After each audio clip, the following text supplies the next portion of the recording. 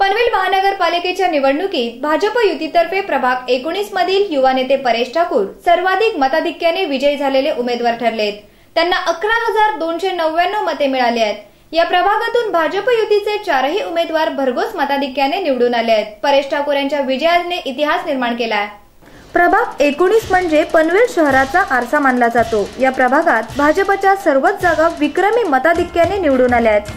यात युवा नेते परेश ठाकूर हे महानगरपालिका निवडणुकीतील सर्व उमेदवारांमध्ये सर्वाधिक मते मिळवणारे उमेदवार ठरलेत।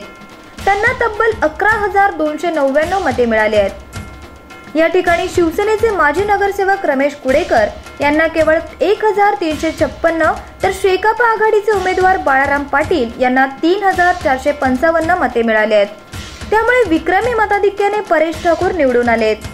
परेश ठाकूर यांचे सर्वच क्षेत्रातील मान्यवरांनी अभिनंदन केले आहे।